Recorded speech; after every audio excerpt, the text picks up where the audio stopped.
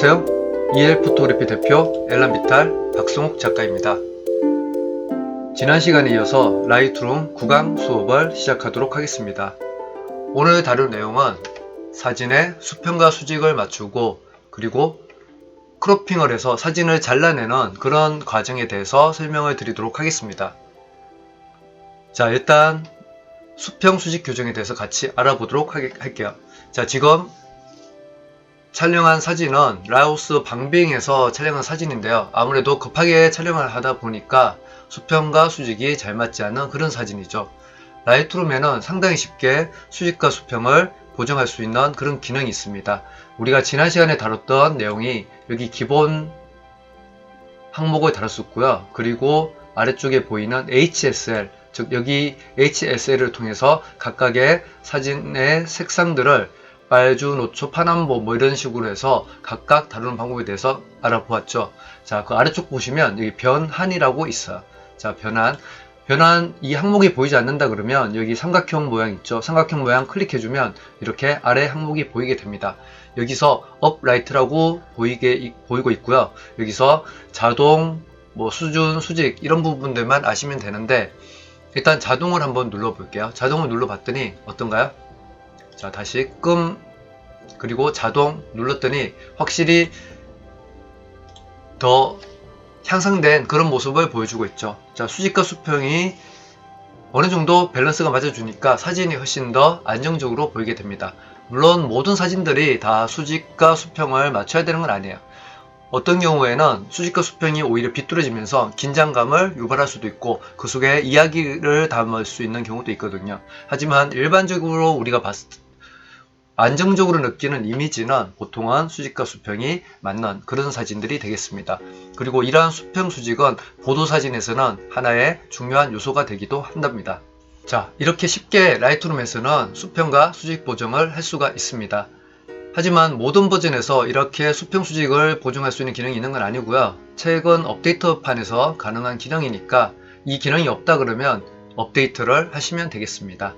그런데 이 기능은 물론 지금 이렇게 촬영한 어떻게 보면 되게 평면적인 사진이죠. 평면적인 사진인 경우에는 이렇게 수직 수평을 한 번에 맞출 수가 있지만 자, 지금 17번 같은 사진을 볼까요? 이 사진 같은 경우에는 이렇게 소실점도 보이고 어느 정도 입체적인 그런 사진이죠. 이런 입체적인 사진 같은 경우에는 굳이 수직 수평을 잡을 필요가 없겠습니다. 만약에 이 경우에 제가 수직 수평을 잡아볼게요. 자동으로 해서 잡았더니 되게 기형적인 형태가 돼버리죠.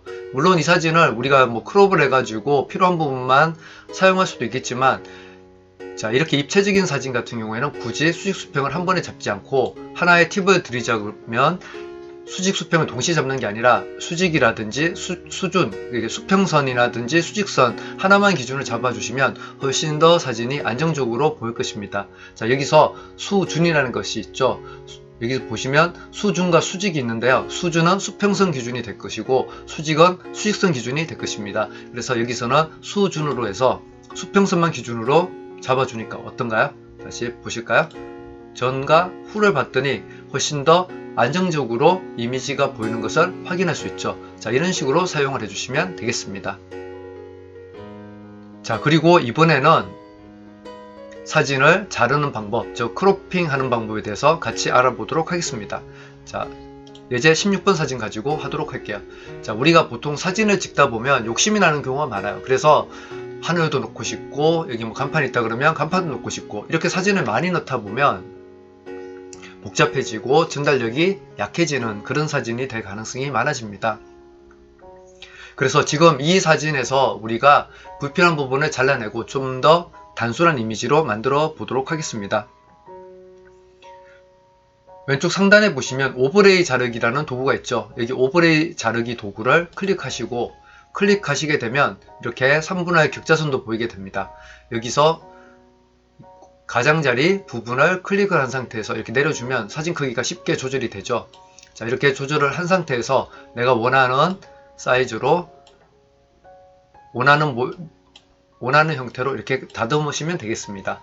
그런데 한 가지 참고할 점은 지금 현재 여기 보면 원본 옆에 자물쇠가 걸려 있죠. 즉 비율이 내가 최초에 촬영한 2:3 비율을 유지하고 있다는 것입니다. 만약에 내가 이 비율과 상관없이 자르고 싶다 하시면 여기 자물쇠 버튼 한번 클릭해주면 자물쇠가 열리면서 이렇게 내가 원하는 대로 사이즈도 조절이 가능하게 됩니다. 하지만 이렇게 애매한 사이즈를 사용하는 것은 별로 이미지를 올렸을 때 그렇게 좋지가 않을 것입니다. 만약에 그러면 내가 2:3 비율 외에 다른 비율로 내가 사진 작업을 하고 싶어 하시는 경우에 여기 사용자 증이라고 보이시죠? 사용자 증이 클릭해 주시면 여기에 이미 정해진 비율들이 이렇게 나와 있습니다. 4:5 비율로도 할 수 있고 5:7 비율도 가능하고 16:9 파노라마 비율도 가능하죠. 1:1 비율 이렇게 해서 1:1 정방형의 이미지도 우리가 크로핑해서 사용할 수가 있으니까 이 부분을 참고해서 작업해 주시면 되겠습니다. 자, 그래서 원래대로 2:3 비율로 만들어 보도록 하겠습니다. 자, 2:3으로 했더니 지금 가로 세로가 바뀌어 있죠. 자, 이런 경우에는 원본 값으로 하시면 이렇게 2:3 비율 그대로 유지가 될 수가 있겠습니다. 자, 그래서 사진을 다시 이렇게 가공을 해 보도록 할게요. 그래서 완성이 되면 여기서 엔터 눌러 주시면 이렇게 우리가 크로핑된 사진을 만날 수가 있을 것입니다. 나중에 저장도 이제 이 상태로 하시면 되겠죠. 근데 만약에 내가 원래 원본 상태의 사진을 다시 찾고 싶어 하는 경우에는 어떻게 하면 될까요? 네, 그때는 다시 여기 오버레이 자르기 도구를 클릭해 주시면 원래 원본은 그대로 남아있는 것을 확인할 수 있습니다.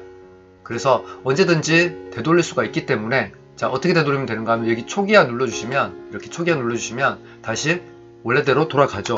그래서 아무 걱정 없이 사진을 자르거나 가공하셔도 전혀 문제가 되지 않습니다. 왜냐하면 라이트룸은 원본을 그대로 보존하고 있기 때문이죠. 자, 다시 오버레이 자르기 누르고요.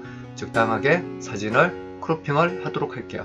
자, 이 파이프 부분이 어느 정도 프레임을 만들어 주기 때문에 저 같은 경우에 파이프 라인을 살려서 이렇게 크로핑을 해 보았습니다. 자, 크롭하는 방법 상당히 쉽죠. 자, 여기서 하나 더 제가 더 추가할 내용은 오늘 지난번의 내용을 좀 더 복습해 보도록 할게요. 자, 이 경우에 이제 우리가 이 벽 부분을 좀 더 파랗게 하고 싶다 라고 했을 때 물론 우리가 여기서 생동감이나 채도를 올려 가지고 전체적으로 색을 진하게 할 수 있지만 같이 이 붉은색까지 같이 올라오니까 보기가 그렇게 좋지 않죠. 제가 원하는 것은 이 부분은 그대로 초기화를 시키고요. 여기 벽 부분만 파랗게 하고 싶다는 거예요. 그럼 파란 부분만 더 파랗게 해주면 되겠죠. 자, 여기 HSL에서 채도 보시고 여기 단추 모양 누른 다음에 파란색에 대고 이렇게 위로 올려주니까 어떤가요? 지금 벽 부분만 훨씬 더 파랗게 변했죠. 나머지 색들은 그대로 유지가 되고요. 이게 HSL, 즉 선택색상 HSL의 장점이라고 할 수 있겠습니다. 자, 그 다음 사진을 한번 볼까요? 자, 사진을 좀 더 보면서 오늘 배운 내용들을 점검해 보도록 할게요. 자, 20번 사진 같이 보시겠습니다. 20번 사진 같은 경우에 보시면 수평선이 이렇게 기울어 있죠. 이 수평선을 제가 바로 잡아 보도록 하겠습니다. 어디에서 하면 될까요? 네, 아래 내려와서 여기 변한 부분에서 수준, 즉 수평선만 우리가 맞추면 되니까 수준을 클릭해 보도록 하겠습니다. 그럼 어떤가요? 네, 수평을 딱 맞추면서 사진이 훨씬 더 안정적으로 보이죠. 자, 이 경우는 자동을 클릭해도 크게 변화가 없을 것입니다. 왜냐하면 이 이미지에는 수직에 관련된 요소가 없기 때문에 그렇습니다. 그래서 자동이나 수준 이렇게 클릭해 주시면 수평선이 한 번에 바로 잡히게 되는 거죠.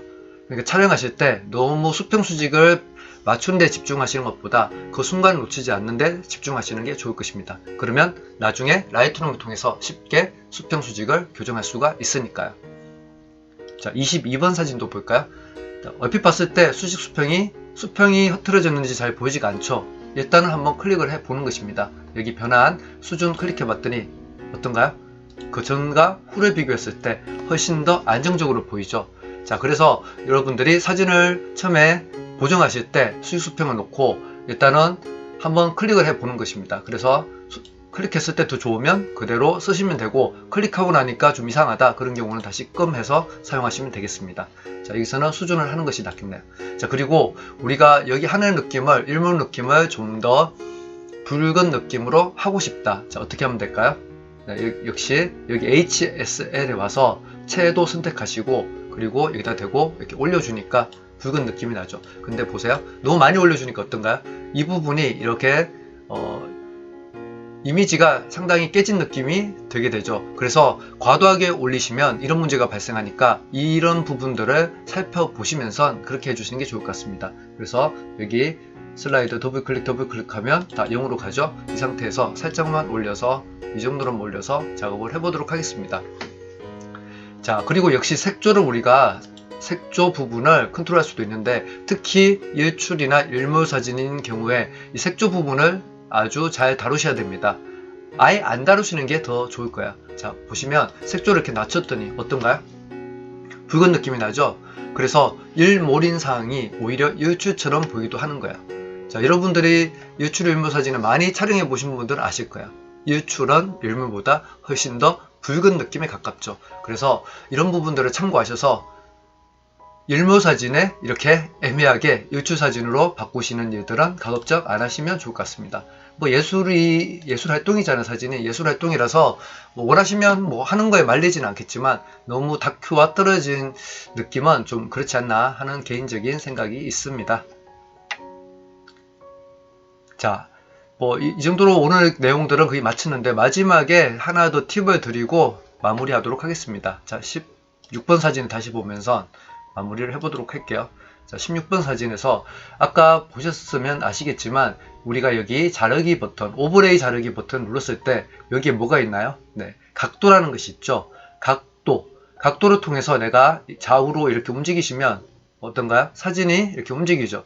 자, 지금 이게 왜 필요한가 하면, 자, 이렇게 움직일 때 보시면 여기 제가 마우스를 오니까 여기 사라졌는데요. 마우스를 여기 대고 움직일 때 보시면 뭐가 보이나요? 네, 모눈 종이처럼 격자선이 많이 보이죠. 자, 그래서 가로 격자선, 세로 격자선이 많이 보이기 때문에 이 격자선을 기준으로 해서 수평 수직을 잡을 수가 있는 것입니다. 제가 아까 말씀드렸듯이 옛날 버전의 라이트룸 쓰시는 분들은 아래에서 이 내용을 사용하실 수가 없잖아요. 변환해서 자동, 이게 없기 때문에 여러분들은 여기 각도를 이용하셔서 수평 수직을 잡으시면 되겠습니다. 이렇게 가로선과 세로선들이 격자선으로 많이 있기 때문에, 모눈종이처럼 많이 있기 때문에 훨씬 더 수평 수직을 잡기가 용이하실 것입니다. 물론 마우스를 여기 각도 부분에 대고 하셔도 되고, 여기 화면으로 와서 여기 끝부분에 이렇게 끝부분에 살짝 더 올려 보시면 화살표가 굽는 모양으로 나오죠. 이렇게 굽는 모양이 나왔을 때 내가 클릭하시면 이렇게 가로, 세로 격자선들이 많이 보이게 되고, 이걸 통해서 이렇게 조절해서 사용하시는 것도 하나의 방법이 되겠습니다. 어떤가요? 오늘 이러한 내용들을 바탕으로 해서 여러분들의 사진을 좀 더 반듯하게 바꿔보시기를 바라겠습니다. 자, 지금까지 엘람비탈이었습니다. 또 곧 뵙겠습니다. 고맙습니다.